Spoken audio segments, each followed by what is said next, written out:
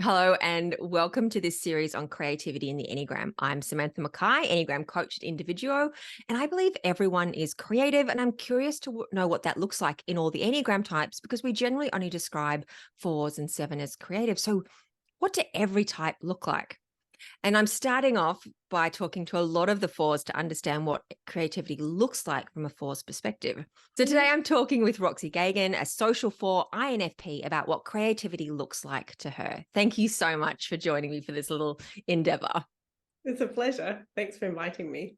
On my little curiosity project. So just to set the scene, could you just tell us a little bit about yourself to give us some context?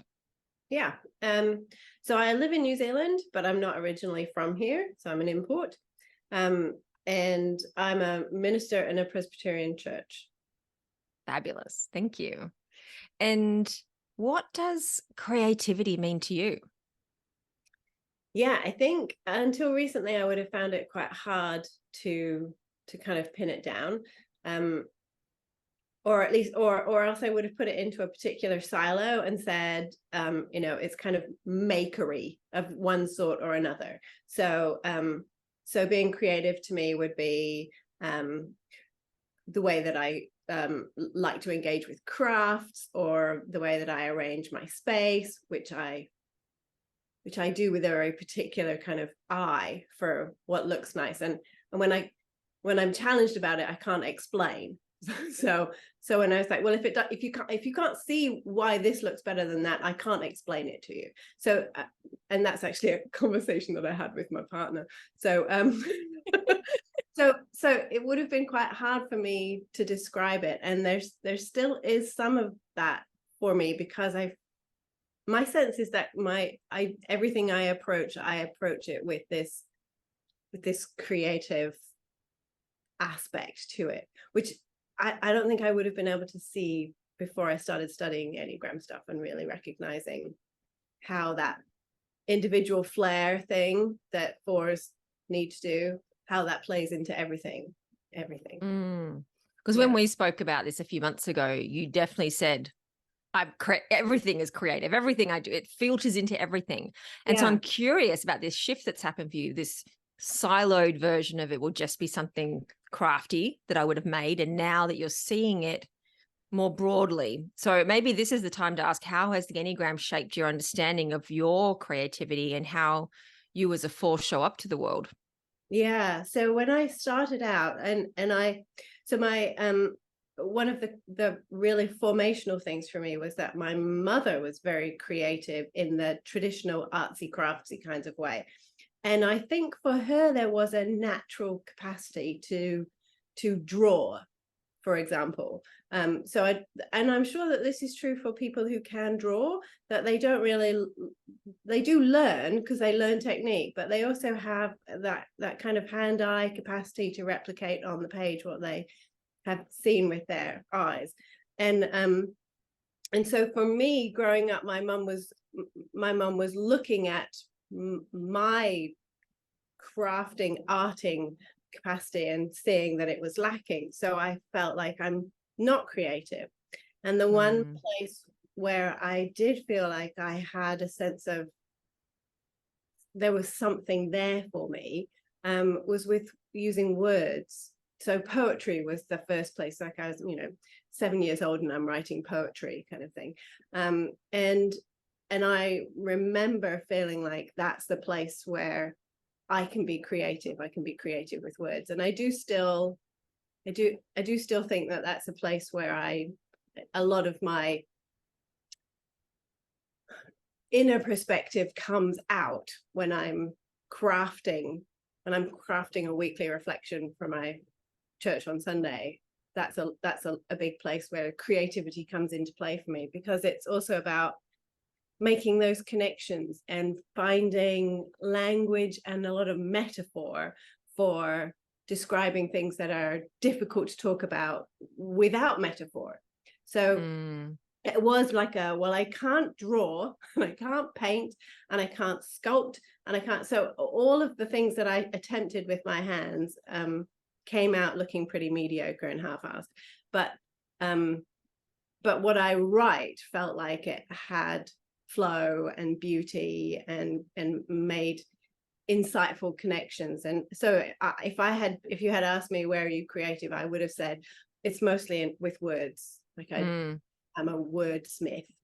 And studying the Enneagram has helped me recognize that everything that I approach, I do with this slightly unique, like I have to put my spin on it, or else I have to find a way to make that more interesting, which is the other piece that comes into it for me. So there's a thing that I do, that I started doing back when my children were small, and they're like 30 now. But I got to that point in the day where I would open the fridge and think, oh, what on earth am I going to make from all of these random things that are in my fridge? And to stop the chaos making of that moment, I started making a weekly meal plan, which made sense to me at the beginning. And it was just kind of like very standard. My mum's a terrible cook, so I didn't learn to cook from her. And I kind of, so partway through making the weekly meal plan and being more ordered about it, I was like, one year I decided I'm going to make one new meal a week. I'm going to expand my repertoire and make one new meal a week. And then I got to the point where every week there was more new things than there were, like, and I got to the point where a weekly rotation was like when people talk about simplifying their meals and having put this in your weekly rotation, I'm like, yeah, I don't have one of those. And even when I was like, this is a gorgeous meal, it's delicious, we should have it again. No, we've done that one already. And so, yeah, it just got to the point where like I was a bit manic about finding something new and interesting and different, and kind of that kind of always going for something else or more or slightly different, or that's how it shows up. Right. So adding that different angle onto things in a way. Yeah. And I didn't used to be can't go back the same way that you went there person, but I noticed that I'm kind of like, once I've found a good route, I'll look for ways to change it up. Like, or I find a walking path and then I decide, oh, maybe I need to do some exploring now. And so like sticking with a routine, keeping something the same, it's just really uninteresting. And it's hard to resist the lure of, well, what if I try? I wonder what happens. Of difference and change, and okay. And I'm curious, when you're writing now, and I know you still do a lot of writing, what does that process feel like for you internally? You being a heart-centered, feelings-based person, what does creative expression feel like as a sensation or a felt experience in the body as you do it? So the process for me looks like gathering resources. So I read a lot, I listen a lot, I have this wide and very broad base of things that I engage with from lots of different perspectives, because for me the creative part is about finding connections between things that don't look like they're connected, and then using insight from something over here to shine light into this very familiar thing, which scripture is usually the people I'm preaching to, they've heard this story a million times already. They've probably heard a million sermons on it already. So finding some new light to shine into a familiar thing. And so the process feels like a gathering in of resources, and also like putting up my antenna and paying attention to conversations that I have with people that are not about anything necessarily connected, but have the possibility to then have this trickle into what so it's almost like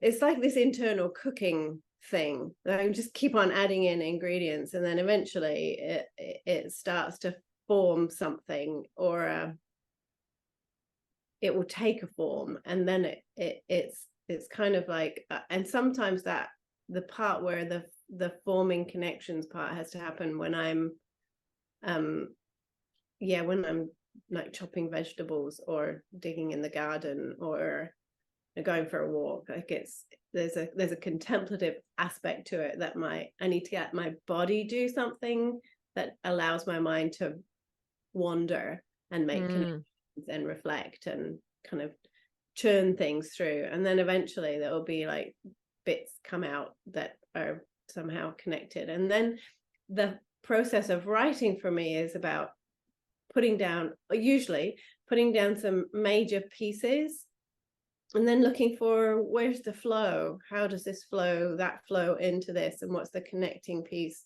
Is there a story that connects these two, or is there a metaphor that allows me to speak to how these connect? And then I just write, and it tends to just kind of come out in this almost formed, and usually not too much editing happens after that. All of that process is, it kind of comes out born as a whole. Right. Okay. Yeah. Yeah. I love the listening to all sorts of things, from all sorts of sources, and allowing things to distill and form something of their own. And then it just sort of emerges. But yeah, I find that the contemplative side of creativity really important, that we don't often give enough space to, because sometimes sitting down to write, if it, you either come with inspiration and that's easy, or you come with nothing and that's hard. Yeah. And sometimes I think when we're at the hard stage, we don't think, okay, how can I change my state to allow whatever needs to come out to flow? Yeah. And it sometimes it can look like I'm not really working because I'm digging in my garden. But or I've gone for a walk, and that doesn't look productive. But if I don't do it, I can't produce the thing that that is quite pivotal for many people.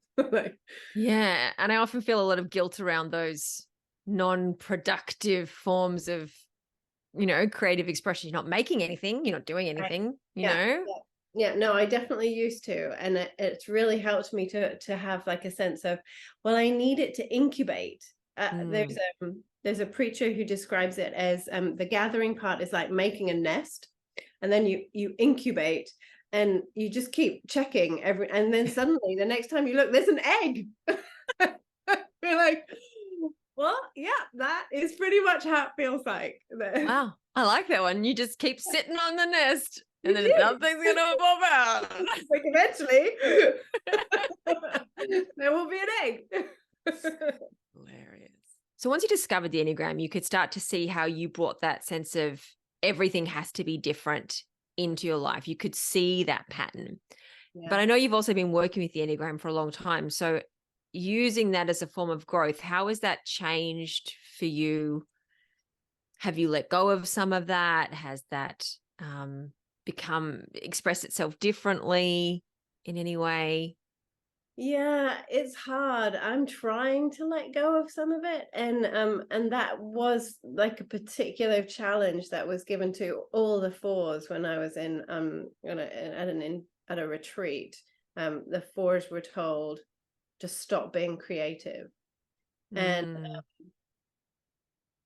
I did feel like I don't know how I could do that and continue to do the work that I do in the way that I do it, and kind of the way that I do it is a good deal of what makes it enjoyable. So it does feel really challenging, like, and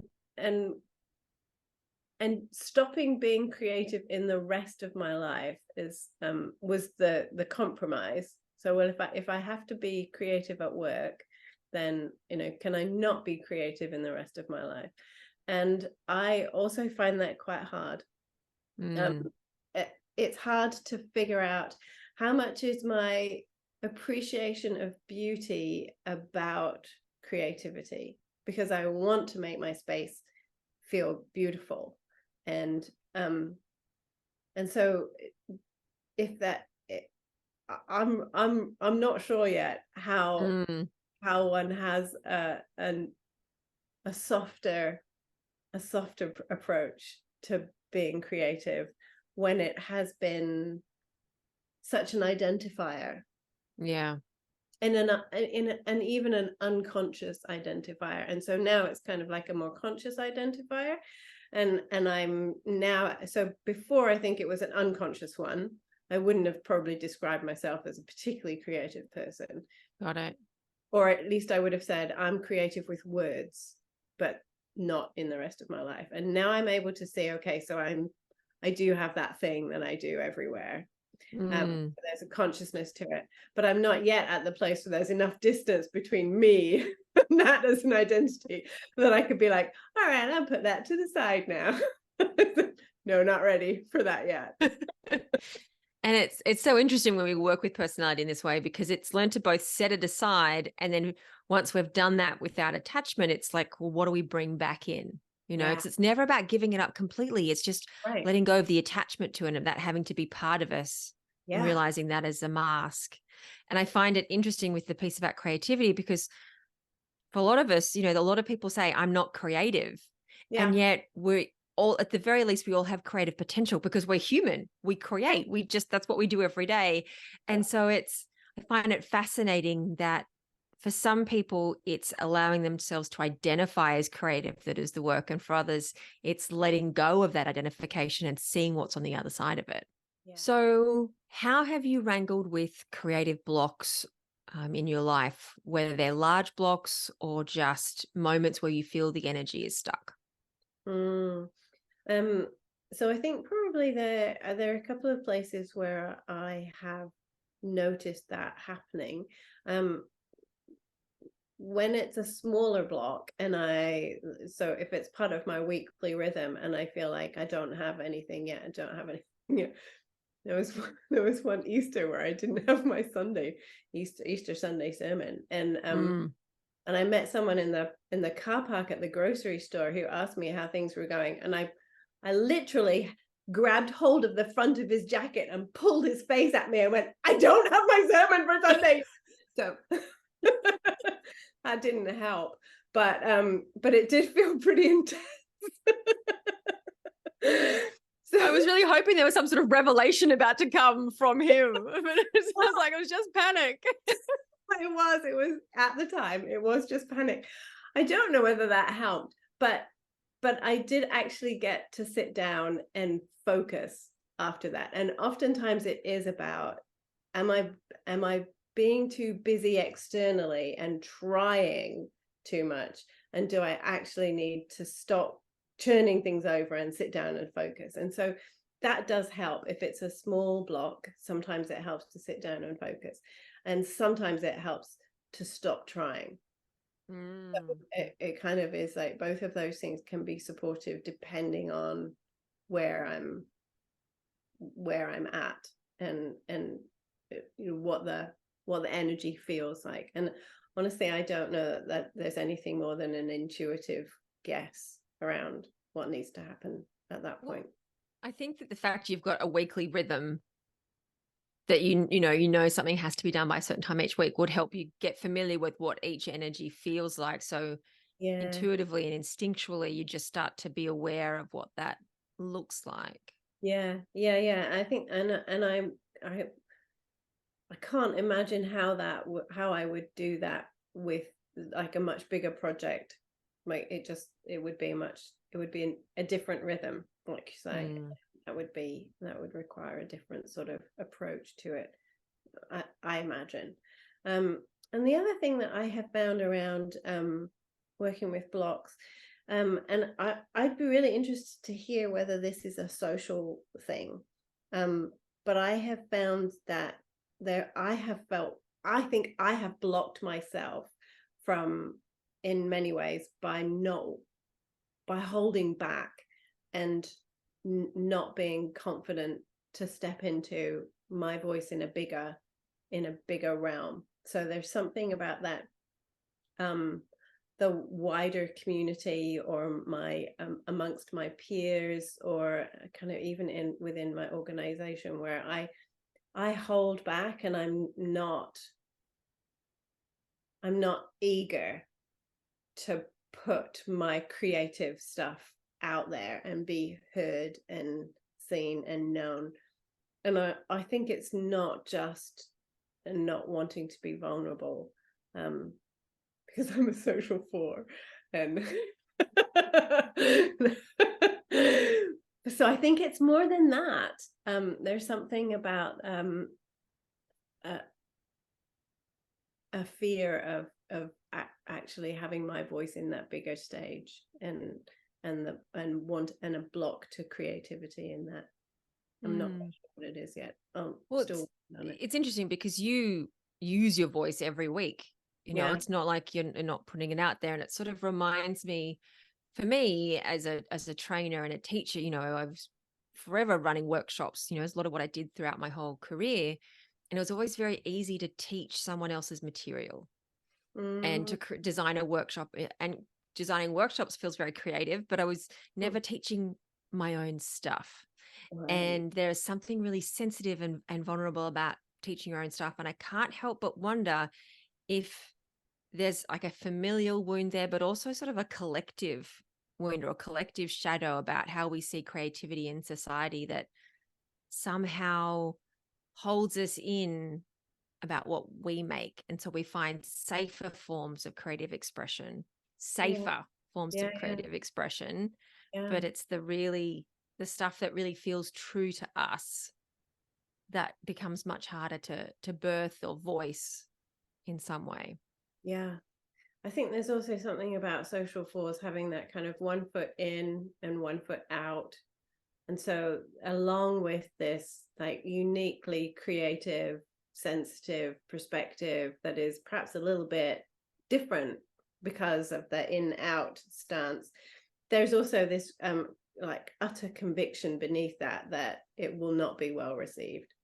So it's quite, I think some of the holding back and not wanting the bigger voice is the belief that if I do speak my truth and from my perspective and do this, be this authentic self, that I will be rejected, and then that brings me into the place where there's suffering. Is that would you say that's part of the inferiority complex that social 4s often carry? Yeah, it most likely is. Yeah.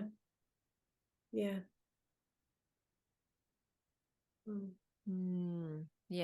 And it's interesting how even as someone who is creative in everything, because you're a 4, there is still a lot of sort of healing that's needed in that creative expression as well. Right.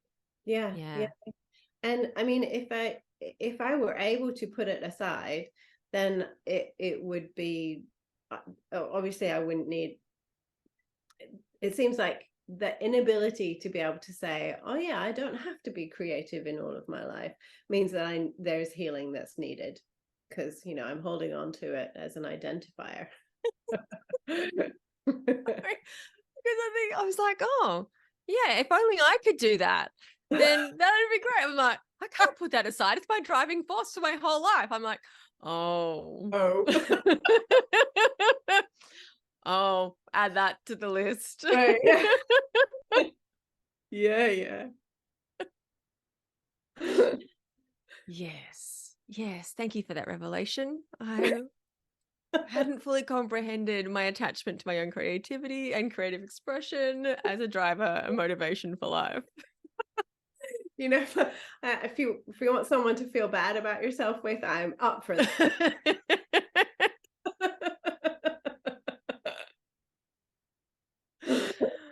Oh, yeah. So interesting. I love it. Thank you. Oh, God, I'm going to go book an appointment with my therapist. Right. Talk this through. Didn't think this was a problem. Turns out. Turns out it's all there. Yeah. Well, yeah. Thank you for sharing your wonderful thoughts and experience of creativity. Is there anything you feel like we've missed or that you want to add before we wrap up? Mm. I've got a wild urge to read you some poetry. No, not really. Oh, I do. I do. I really like poetry, but half the time I don't understand it. So I just feel it. And I was Mm. like, as long as I feel it, I think it's fine. Yeah, no, I'd say it's working. If Yeah. you're feeling it, it's Yeah. working. Yeah. And I particularly like short poems. Uh, I don't know what that says about me as a 7, but it probably says I'm a 7. That's as much attention span as you've got for it. Oh, well, to our shared love of poetry. And thank you again. Thank you.